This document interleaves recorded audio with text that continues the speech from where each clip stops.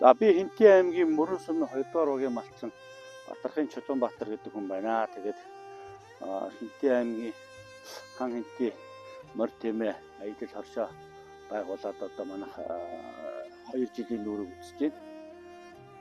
Манай хоршоо болохоор хүүхэд залуучууд үндэсний өв соёлоо сурталчлах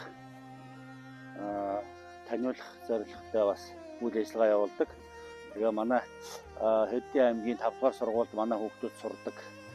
Тэгээд нодон бас манай охины ангийн хүүхдүүд ирж тэмээн тэрэг үзэж сонирхох, тэмээ хөдлөх, унах гэдэг одоо ийм зүйлүүдтэй танилцчихсан. Тэгээд манай өөрийн хүүхдүүд бас энэ мал харга ажиллагаа, морь тэмээ, адуу, хонь нөхөр гэдэг одоо энэ малын одоо ажлыг бол надтай хамтарч хийдэг. Манайх дундаа гүүгээ өрчдөг. Бас ингээ бас одоо ингээ саа сургах гал нодонгоос хойш үзэж байгаа. Тэмээ бол бас бусад малыг бодох юм бол онцлогтой мал байгаа. Нэлээд удаан ямыг сурдаг, нэг сурвал эргэж мартагдгүй, дошгирдгүй, нэг номхолтол эргэж дошгирдгүй ийм онцлогтой мал байгаа.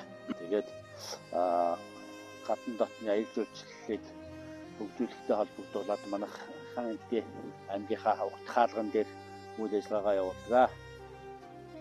Морь унуулна, тэмээ унуулна, бас аялал хийдэг, морин аялал хийдэг байгаа. Тэгээ хүүхд залуучуудаа энэ үндэсний өв соёлоо таньж мэдэх тал дээр одоо бас их анхаарч ажилладаг ийм хоршоо байгаа.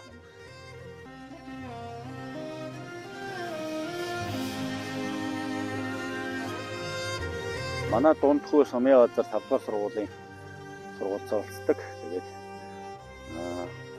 надтай одоо аавтайгаа хамтраад энэ сургуулийн амралтаар энэ морь тэмээний ажилд одоо тусалдаг. Тэгээд манай хүүхдүүд бол малтай харьцснараа бол одоо зан ааш, эелдэг зөөлхөн болно. Бас мал арга ухаанд суралцсан. Бас ангийнхаа найз нөхдөд бус тэр талаараа ярина, гэртээ дагуулж ирнэ. Морь тэмээндээ өвс тэжээл өгөх, унжээдлэх тэр ажилтнууд одоо найзуудтайгаа дагуулж ирж хамтарч хийлцдэг учраас ер нь бол ойрхон байдаг манай хүүхдүүд. Манай охин Наран хаанд нэг цэцүүгшээ ангид суралцдаг. Тэгээд тэдний ангийн хүүхдүүд бас нодны ирээд тэмээн тэрэг хөлдөх, унах, морь унах гэдэг одоо ийм зан үйл малчны нэг өдрийн амьдралтай танилцах юм аялал өдрөнд ирж байсан. Ойр байснараа хүүхдүүд бол их эелдэг зөөлөн болон амьтныг хайрлах сэтгэл суудаг. Гар утас хэлгэцээс бол жоохон хол байдаг. Мал харахаараа хүүхдүүд их хөөрхөн байдаг л да. Мал хараад өнгөрөөд тэгэл тэмээн тэрэг дээр суугаад тэмээ унаад морь унаад ирэхээр хүүхдүүд маш азаргалтай байгаа харагддаг. Тэр нь тэр хүүхдүүдийг дэмж байгааг харахад надад бас их сайхан санагддаг.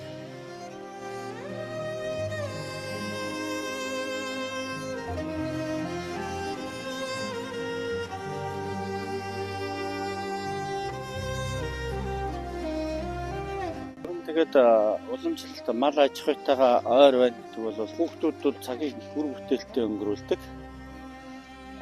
Тэгээд Монголын ирээдүй болсон залууст өв соёлыгаа бас танилцуулах, үлдээх, өвлүүлэх тийм зорилготой байдаг юм аа. Ер нь одооны хүүхдүүд бол морь аж ахуйгаасаа жоохон хол хөндөй байгаа нь үнэн. Яг ингээд ойртуулах юм бол одоо маш их хөөрхөн дуртай байдаг. Маш сонирхолтой тэр морь тэмээ, хоньны мал өхөртэй ингээд ойр байхаараа бол сонирхолтой, маш азаргалтай байдаг. Тэгээ чөлөө цагаа бол одоо их үр бүтээлтэй сайхан өнгөрүүлдэг ингээд ойрхон байхаараа. Нийтлэгээ өв соёлыг бол би шинэ үеиндээ өвлүүлэх зорилготой байгаа. За сайн байна уу? За би намайг анх цэцэг гэдэг. За би Хэдэн 4 дугаар сургуулийг 10 жилийн төгссөн байгаа. За энэ сургуулийн хэм би Дорногов аймгийн Ашуусыг эхний нэгжил үзүүлсэн. Одоогор би нэгдсэн эмнэлэгт ажиллаж байна.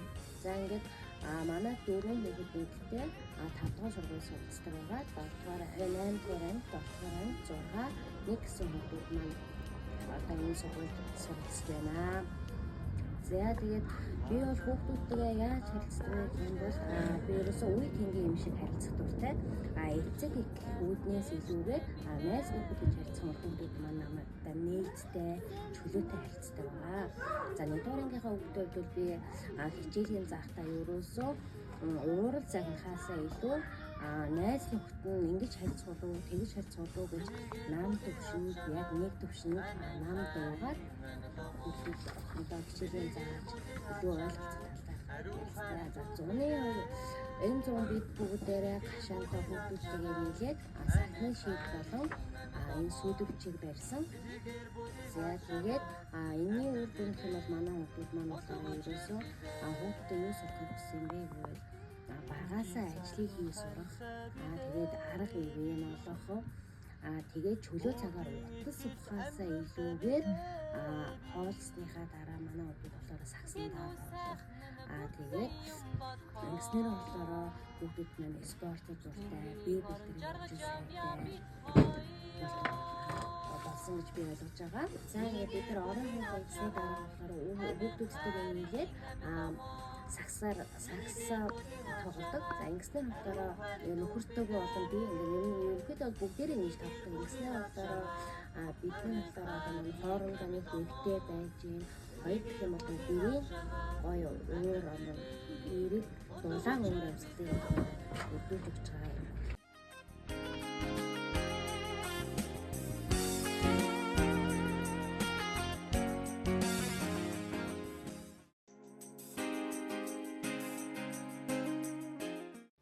Сайн байцгаана уу? Намайг Одмоо гэдэг. Би Хэдэн цагийн соёлын төвийн номын санчаар 3 дахь жилдээ ажиллаж байгаа.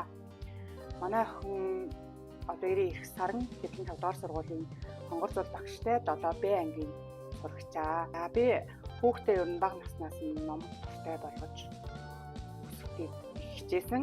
Цэцэрлэгт байхаас нь эхлээд үлгэрийн ном уншиж өгч, үлгэр их уншиж өгдөг байсан. Уншсан үлгэрээ хамтдаа ярилцаж ойлгосноо ярилцдаг байсан. Тэгээд сургуульд орсноос нь хойш өөрийг нь номонд дуурлуулж, номыг шимтэн уншуулах тал дээр маш их анхаарч ажилласан. Чухаараа хүүхд манаас номонд илүү хайртай, илүү дуртай, номыг унших их сонирхолтой болсон. Уншсан номынхоо тэмдэглэлийг хөтлөж, энэ номнаас би яг юуг ойлгож авав, энэ ном надад яг юуг заасан гэж өөрөө нэг тэмдэглэл хөтлөж өөрөө номонд их дурлсан. Тэгээд хүүхд манаас ингэж номонд дурлах нь бас одоо миний ажил мэргэжилтэй маань бас их холбоотой байх. Би одоо ингээд Хэдэн цагийн соёлын төвд номын санчаар ажилладаг хүүхд манаас хичээлээ тараад номын санд ирж хичээлээ хийх, мөн номын санд ирж бас нэг тодорхой хэдэн цагийг бас ном уншиж өнгөрүүлэхэд бас тодорхой хэдэн цагийг бас зарцуулдаг. Манай гэр бүл ер нь 7 хоногийн нэг өдрийг сонгож номтой нөхөрлөх өдөр болгож өнгөрүүлдэг. Энэ нь болохоор бас хүүхдэд шинэ мэдлэг өгч бас хүүхдийг номонд илүү хайртай, номыг илүү шимтэн унших тийм давуу тал болдог байх гэж би бас боддгоо. Ном уншсанараа хүүхдэд манд гарсан ахиц гэх юм бол хичээлдээ хариуцлагатай байж, бие даан суралцах чадвартай болж ирсэн. Мөн сургуулиас зохион байгуулж буй уншлагын уралдаан тэмцээнүүдэд идэвхтэй хамрагдаж явагддаг. Энэ тал дээр нь бас гэр бүлийн зүгээс бас хүүхдтэйгээ илүү туулж ажиллаж бас хүүхдэд дэмжлэг үзүүлж хамтран ажилладаг.